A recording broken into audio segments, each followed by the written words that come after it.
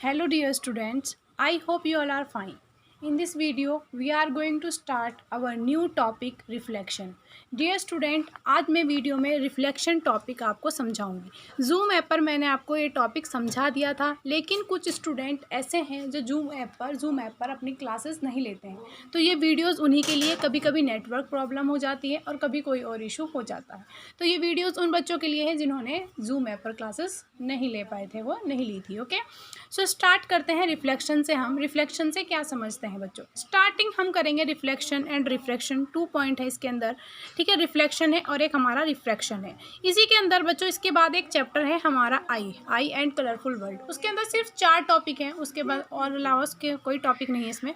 तो वो मैंने इसी के अंदर डिस्क्राइब कर दिए हैं। हम इसको मिलाकर ही पढ़ेंगे, बस रिफ्लेक्शन एंड रिफ्रैक्शन के ही पार्ट में इसको मिला के हम पढ़ लेंगे। ओके, सो स्टार्ट करते हैं। सबसे पहले हम रिफ्लेक्शन कवर करेंगे, उसके बाद रिफ्रैक्शन करेंगे।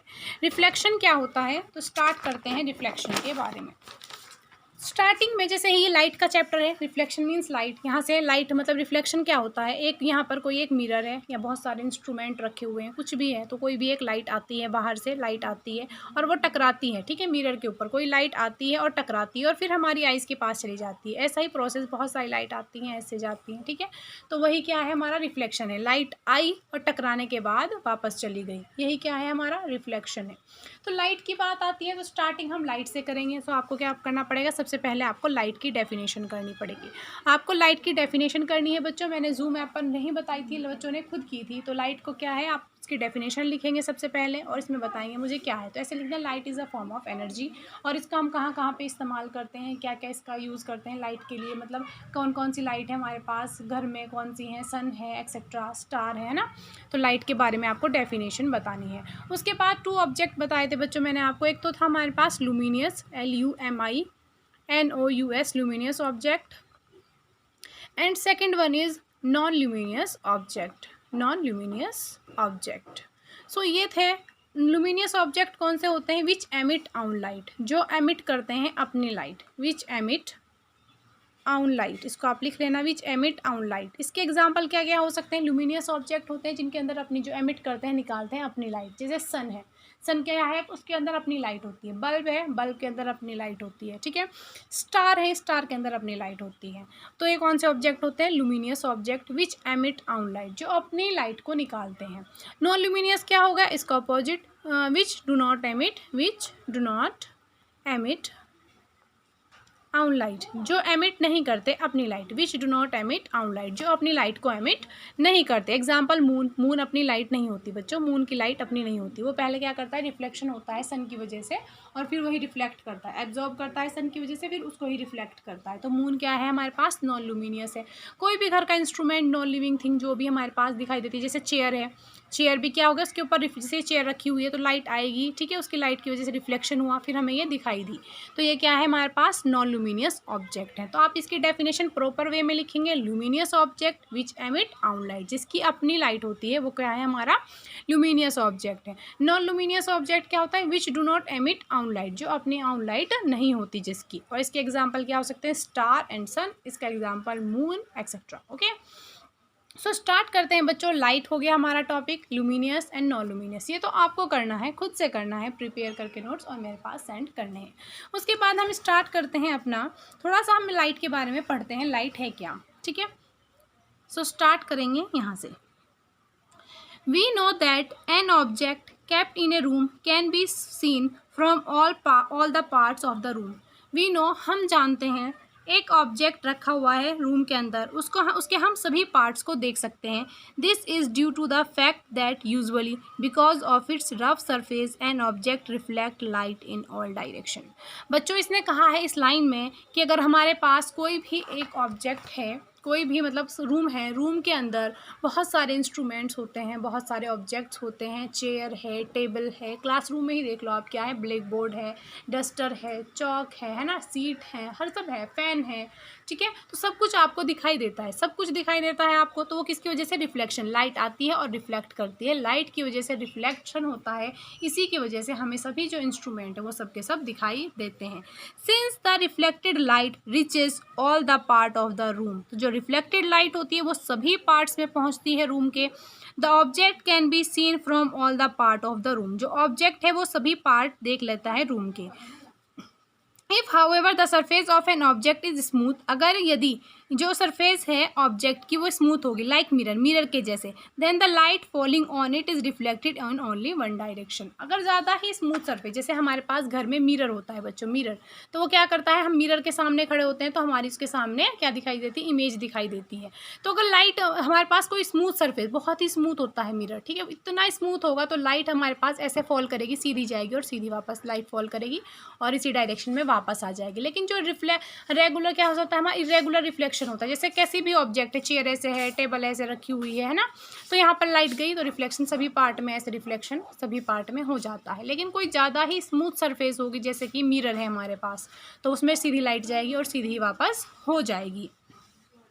सिल्वर मेटल को क्या कहा जाता है, बेस्ट रिफ्लेक्टर है लाइट का। तो अगर ये पूछ सकते हैं एमसीक्यू में क्वेश्चन, बेस्ट लाइट का रिफ्लेक्टर कौन है लाइट का, तो silver metal is one of the best reflector of light. ठीक है, तो ये इसका एक एग्जाम्पल है। अभी इसको हम नहीं करेंगे, क्यों होता है। उसके बाद हमारे पास न्यू टॉपिक है beam of light. Beam light क्या होता है, तो बीम लाइट क्या है बच्चों, बीम लाइट क्या है, a bundle of light rays is called a beam of light. Bundle of rays, बहुत सारी रेज हैं, बहुत सारी, मतलब ये एक रे आई लाइट की, अगर बहुत सारी रेज आए, बहुत सारी रेज, ठीक है, ऐसे ए बंडल ऑफ रेज, तो क्या होगा, ए bundle of light rays is called a beam of light. A bundle of light rays is called a beam of light. तो बंडल ऑफ रेज, बहुत सारी रे का जो बंडल होता है वो क्या कहलाता है हमारे पास, बीम लाइट कहलाता है। ठीक है, नेक्स्ट है reflection of light from plane surfaces या फिर प्लेन मिरर। तो reflection of light from plane surfaces and plane mirror, उसमें बात करते हैं बच्चों हम। इसके जो पॉइंट्स हैं मैं आपको समझा देती हूँ, फिर आपको ये अच्छे से समझ में आ जाएगा और इसके आपको नोट्स प्रोवाइड कर दिए जाएंगे। ये एक सरफेस है, कोई भी एक सरफेस, ठीक है, ये कोई भी एक सरफेस है। आने वाली रे जो आ रही है रे, इस रेज को बोलते हैं हम इंसिडेंट रे। ओके, आने वाली रे को बोलते हैं हम इंसिडेंट रे। फिर यही रे रिफ्लेक्ट होती है, इस रे को बोलते हैं हम रिफ्लेक्टेड रे। यही रे रिफ्लेक्ट होगी, इसको बोलते हैं हम रिफ्लेक्टेड रे। इन दोनों के बीच में से एक रे पास होगी, उस रे को बोलते हैं हम नॉर्मल रे।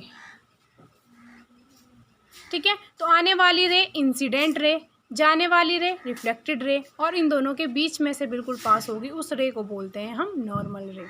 ओके, और उसके बाद जो ये एंगल इंसिडेंट रे का और नॉर्मल रे का, इंसिडेंट रे और नॉर्मल रे के बीच में एक एंगल बनता है, उसको बोलते हैं angle I. Angle I means angle of incidence, angle of incident. उसके बाद ये है हमारे पास एंगल आर, यहाँ पर है एंगल आर, इसको बोलते हैं एंगल आर को एंगल ऑफ रिफ्लेक्शन। ठीक है, तो ये एंगल आई क्या है, angle of incidence, angle r क्या है हमारे पास, एंगल ऑफ रिफ्लेक्शन। तो आने वाली रेज क्या होती है, इंसिडेंट रे, वही रिफ्लेक्ट होके बन जाती है रिफ्लेक्टेड रे। इन दोनों के बीच में से पास रे होने वाली रे को बोलते हैं नॉर्मल रे। और ये जो एंगल ऑफ इंसिडेंट रे है ये आने वाली, और इस नॉर्मल के साथ बनता है एंगल आई, और ये रिफ्लेक्टेड रे और नॉर्मल रे के साथ बनता है आर, एंगल ऑफ रिफ्लेक्शन। ये एंगल ऑफ रिफ्लेक्शन है और ये एंगल ऑफ इंसिडेंट है। ओके, सो इसी के कुछ पॉइंट बताए हुए हैं जो इसने बताया। पहला, the ray of light which fall on the mirror surface is called incident ray.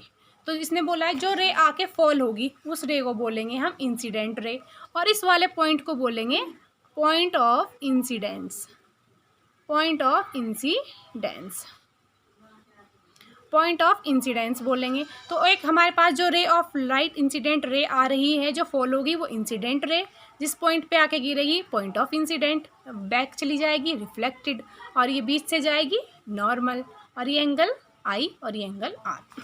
यही 4-5 पॉइंट में इन्होंने बताया है। आप इसको रीड करेंगे आपको समझ आ जाएगा। The point eight which the incident ray fall, ऐसा पॉइंट जहाँ पर इंसिडेंट रे फॉल करती है यानी गिरती है ऑन द मिरर, मिरर के ऊपर, उसको क्या बोलते हैं, is called the point of incident. उस पॉइंट को बोलते हैं हम, ये क्या है, पॉइंट ऑफ इंसिडेंस है। The ray of light which is sent back by the mirror, जो लाइट है वो वापस चली जाती है उसको बोलते हैं रिफ्लेक्टेड रे, और नॉर्मल रे जो बीच से पास हो जाती है। फिर एंगल ऑफ रिफ्लेक्शन और एंगल ऑफ इंसिडेंस। यही मैंने आपको इस क्वेश्चन में बताया है। अगर आप एक बार रीड करेंगे आपको अच्छे से समझ में आ जाएगा। यही पूरा मैंने आपको डायग्राम बना के दिखाया है। उसके बाद बच्चों हम बात करते हैं laws of reflection. Laws of reflection एक बार रिपीट और कर देती हूँ बच्चों में, वैसे तो आपको समझ में आ गया होगा लेकिन मैं एक बार आपको रिपीट कर देती हूँ। ये कोई भी हमारे पास एक प्लेन सरफेसिस है जो फॉल करती है लाइट, उस रे को, जो फॉल करती है रे, उस रे को बोलते हैं इंसिडेंट रे। जो बैक होती है उसको बोलते हैं रिफ्लेक्टेड रे, उस जो वापस होती है उसको बोलते हैं रिफ्लेक्टेड रे। और नेक्स्ट है हमारे पास जो बीच से पास होती है वो होती है हमारी नॉर्मल रे। ओके, तो इसको बोलते हैं इंसिडेंट रे, इसको बोलते हैं रिफ्लेक्टेड रे, जो बीच से पास होती है इसको बोलते हैं नॉर्मल रे। फिर उसके बाद बात करते हैं लॉज ऑफ रिफ्लेक्शन, क्योंकि लॉ की बात आती है तो लॉज तो हर जगह आते हैं, फिजिक्स में बात करते ही लॉज आ जाते हैं। ठीक है, सो स्टार्ट करते हैं। उसके 2 लॉ हैं रिफ्लेक्शन के, हमारे पास 2 लॉ हैं और ये पूछ लेता है, मैक्सिमम पूछ लेता है बच्चों, तो इसको बिल्कुल आप रट्टा मार लेना, समझ के फिर रट्टा मारना। इसने बोला है फर्स्ट लॉ में ये था इंसिडेंट रे, यानी कि इंसिडेंट रे, ओके, आने वाली रे इंसिडेंट रे, बिल्कुल ठीक बात है, इंसिडेंट रे, रिफ्लेक्टेड रे,